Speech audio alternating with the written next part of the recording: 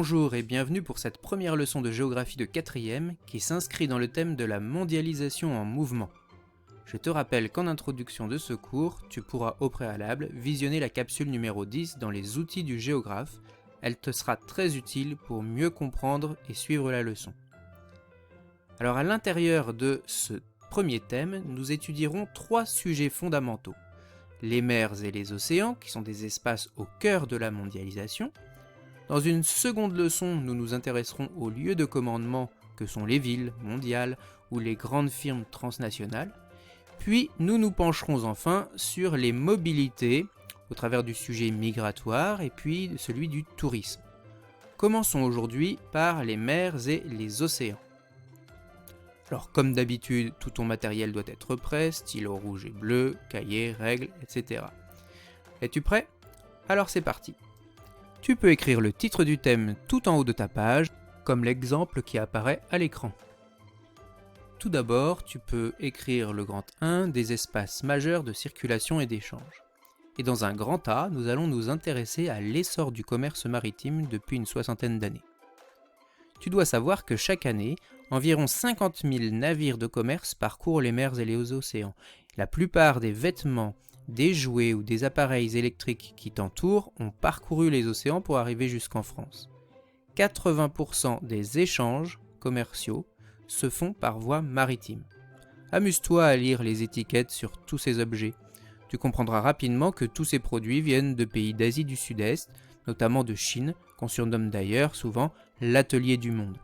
Non pas que nous ne soyons pas capables de les produire nous-mêmes, nous le faisions avant, mais il est beaucoup moins coûteux de les faire produire par des ouvriers qui sont payés 20 fois moins cher, quitte à les transporter d'un bout à l'autre du monde.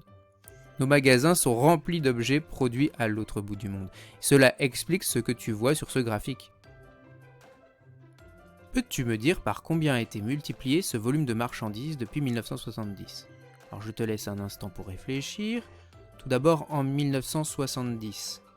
Il y a eu 2600 millions de tonnes, c'est-à-dire 2,6 milliards de marchandises qui ont été transportées par bateau. Et en 2019, 11 100 millions de tonnes de marchandises, c'est-à-dire 11,1 milliards. Si tu opères la division, 11 100 divisé par 2006, tu obtiens 4,2. Le volume de marchandises échangées par la mer a donc été multiplié par plus de 4 entre 1970 et 2019. Alors, plusieurs raisons expliquent cette augmentation des échanges maritimes.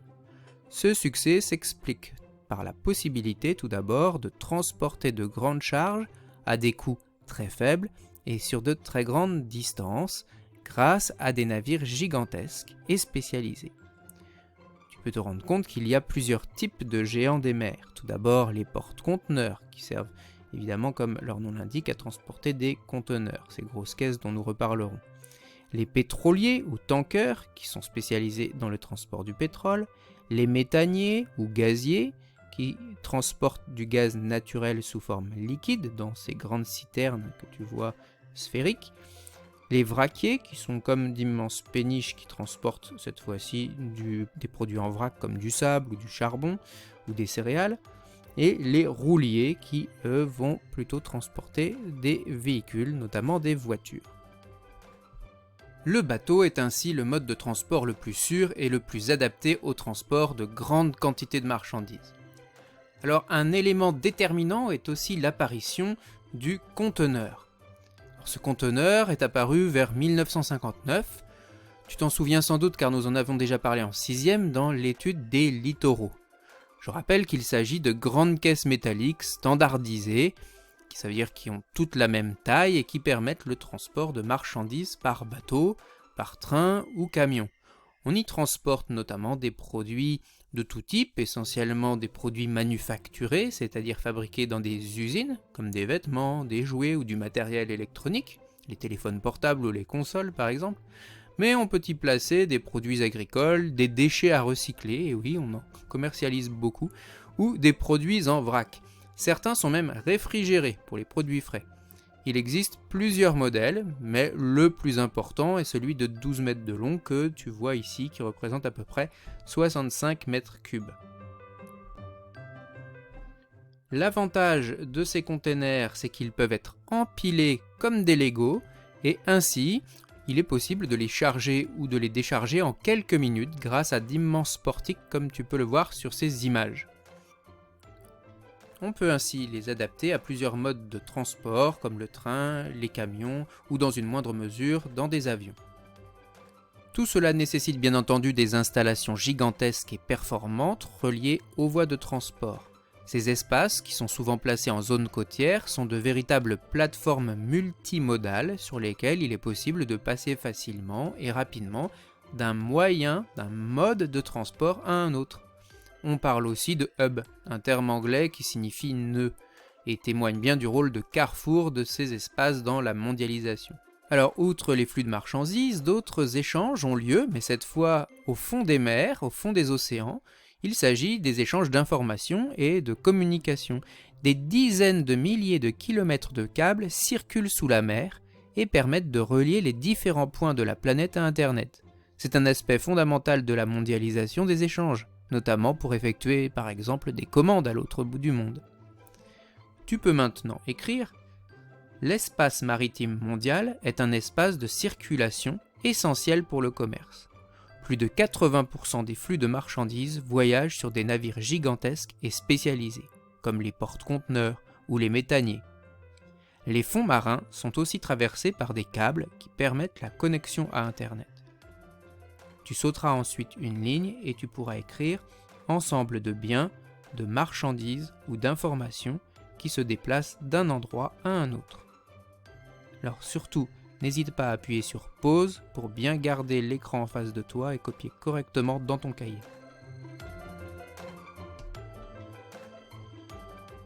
Passons maintenant au grand B et intéressons-nous aux grandes voies maritimes et au réseau mondial.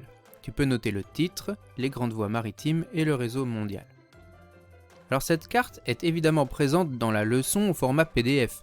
Je t'invite à l'imprimer et à en apprendre les principaux aspects. Ils sont très importants. Il faut tout d'abord repérer sur cette carte les principaux pôles, les principaux piliers de ce réseau maritime mondial. Où se trouvent-ils ? Alors en effet, il existe 3 façades maritimes principales, une sur la côte est des États-Unis, une dans le Pas-de-Calais entre la France, la Grande-Bretagne et les Pays-Bas, mais la plus importante et qui s'étend sur des milliers de kilomètres se trouve en Asie de l'Est, notamment en Chine. Donc tu peux les voir sur cette carte, ils sont signifiés par des formes ovales rouge-rose. On trouve sur cette façade asiatique les plus grands ports du monde, notamment celui de Shanghai. Ces ports gigantesques permettent notamment de charger tous les produits qui sortent des usines chinoises. Nous avons dit tout à l'heure que la Chine était surnommée l'atelier du monde, et cet atelier a besoin ensuite d'exporter par bateau la plupart de ses productions. Si tu observes ce tableau de plus près, combien de ports se situent en Asie de l'Est ? Compte bien, sur les 20 premiers ports au monde, 14 se trouvent en Asie du Sud-Est, et il y en a 8 qui sont chinois. Sur ce schéma, tu peux tenter de comprendre de manière un peu simplifiée le fonctionnement d'une façade maritime tournée vers le commerce mondial. Ce sont des régions souvent côtières, formées de plusieurs grands ports, qui servent d'interface entre un pays et le reste du monde. Afin de s'amarrer au commerce mondial, elles doivent développer l'arrière-pays en le dotant de services et d'infrastructures efficaces. Les échanges nécessitent l'aménagement de ZIP, ces zones industrialo-portuaires dont tu as entendu parler en 6e et en 5e, qui sont lourdement équipées et notamment avec des portiques, des quais adaptés au trafic des grands bateaux, mais aussi des oléoducs et des gazoducs pour permettre les échanges de pétrole et de gaz. Elles sont surtout très bien reliées aux routes, aux autoroutes, aux fleuves et aux voies ferrées.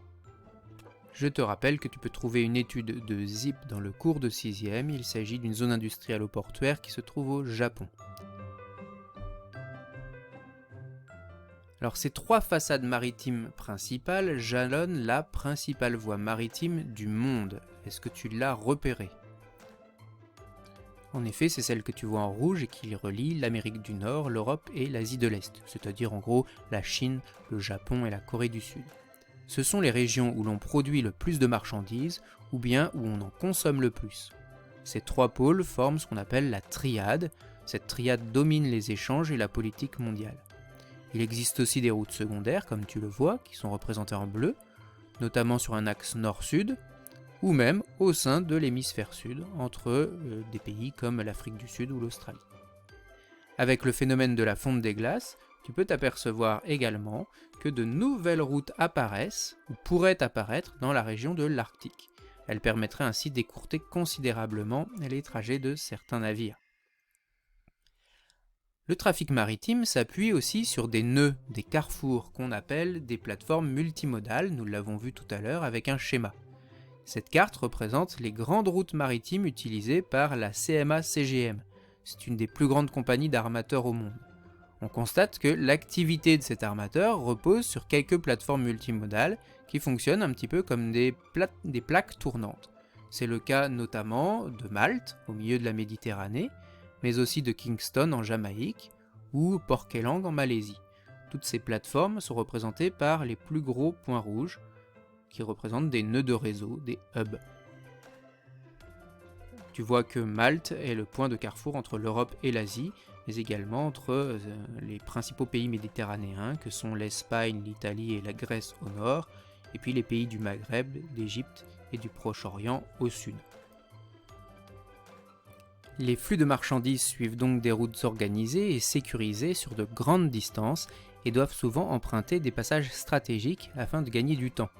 Il s'agit notamment des détroits naturels comme le détroit de Gibraltar ou encore le détroit de Malacca. Le détroit de Gibraltar est entre l'Espagne et le Maroc en Méditerranée et le détroit de Malacca se trouve près de l'Indonésie et de la Malaisie. Pour raccourcir les distances, les hommes ont aussi creusé des canaux qui leur permettent de franchir des obstacles, comme le canal de Suez qui permet, au lieu de contourner l'Afrique, de passer directement de la mer Rouge à la mer Méditerranée. Le canal de Panama permet, quant à lui, de passer directement de l'océan Atlantique à l'océan Pacifique en Amérique centrale, plutôt que de contourner l'Amérique du Sud. Le moindre incident sur un de ces points de passage peut évidemment bloquer l'économie mondiale. C'est ce qui s'est produit en 2021 quand un porte-conteneurs est resté bloqué en travers du canal de Suez pendant plusieurs jours entre la Méditerranée et la mer Rouge, empêchant les autres bateaux de passer.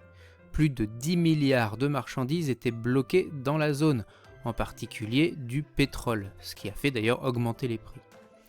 Tu peux maintenant noter 75% des échanges suivent des routes maritimes qui relient les 3 pôles majeurs de l'économie mondiale, Europe, Amérique du Nord et Asie orientale. Les façades maritimes deviennent les principaux espaces de production et d'échange grâce à la construction de ZIP, zones industrielles ou portuaires, et d'infrastructures sophistiquées capables de prendre en charge des milliers de conteneurs. Tu pourras sauter une ligne et noter la définition de façade maritime, région littorale formée de plusieurs grands ports proches. Les définitions de ZIP et de conteneurs sont censées être connues depuis la 6e, c'est pour ça que je ne te les fais pas noter. C'est la fin de la première partie de cette leçon, je te retrouve pour la suite du cours dans une seconde vidéo. À bientôt.